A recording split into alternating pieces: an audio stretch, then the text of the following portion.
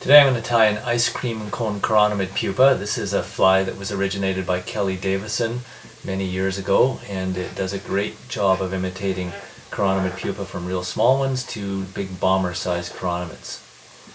This fly uses a scud hook. You can also use a curved shank nymph hook and a white metal bead.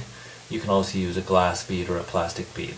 I prefer to use metal for the extra weight, so it'll pull it right down and keep the leader straight. I'm using 3/0 Monocord thread on this one. I like the Monocord because it can lays nice and flat, and as it twists up you can untwist it and get it to lay flat again. So I just start the thread behind the bead, clip off the excess, and then what I'm going to do is I'm going to tie in a piece of small UTC wire. And I really like the UTC because when you put super glue on it, it doesn't bleed any color. It maintains its nice vibrant color. On this particular fly I'm using red, but you can vary the colors to suit the naturals that you're trying to imitate. Red's a real good all-around color though for a chironomid rib. So I'm binding it in right down to the bend, just past the barb of the hook, and bring the thread back up to the bead. And then I'm going to use the thread to build up a little bit of a taper in the fly, because chironomids do taper from their tail up to the thorax. If the thread starts to twist up and add lumps, I'll just untwist it from time to time to keep it laying nice and flat. And as I'm wrapping, if I notice any lumps, I'll unwrap and then wrap again to keep it nice and smooth. I like my chironomids to have nice, smoothly tapered bodies with no obvious lumps or irregularities. I have a feeling that's good for the fish because they get a long time to look at it when that fly is suspended, almost motionless near the bottom. Body's going to be made from Krystal flash. You can use Flashabou as well, and again you can vary the color to match the naturals that you're going to try to imitate. I happen to have black Krystal flash, so this is what I'm going to use. Doubled it over the thread, 2 strands, and that ends up with 4, and then I'm going to bind it in just behind the bead. And then what I'm going to do is I'm going to wrap it down to the bend where the wire ends and back up to the bead again. So I'll just wrap it down in slightly touching turns, a little bit overlapping maybe, and being very careful to avoid that hook point.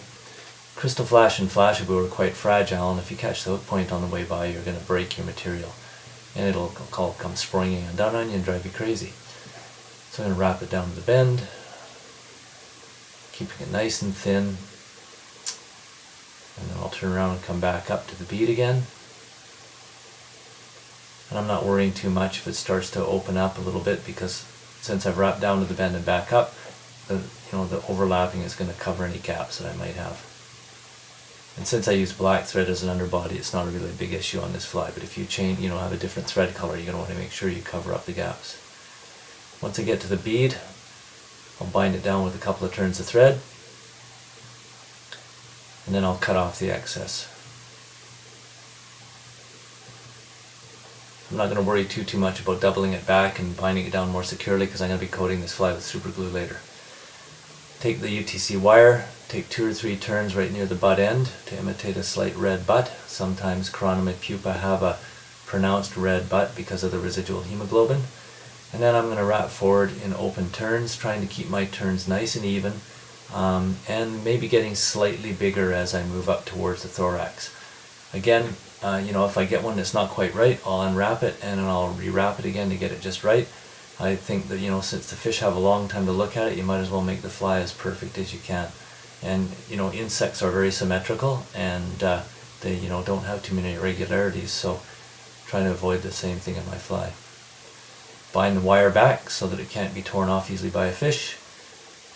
Break it off with my thumbnail to avoid any sharp edges and not dull my scissors. And then build up a little thorax just up onto the bead with the thread.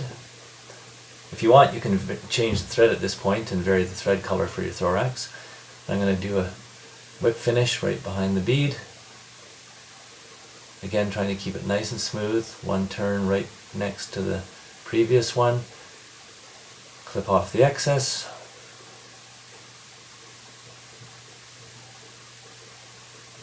Then I'm going to use some Loc-Tite brush-on super glue to coat the fly.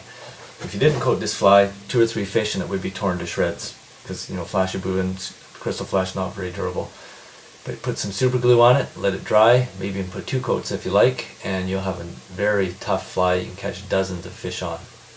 as long as you don't get broken off. This is a really good all-around starting pattern, black with a red rib and various sizes. You know, if you're not sure what's hatching, this is a good one to use. Then, to avoid glue on the flat of my fingers, I just poke it into a wine cork and then I'll just set it aside to dry. You can put all sorts of flies in one cork. And that's the ice cream cone chironomid, originated by Kelly Davison and tied by me.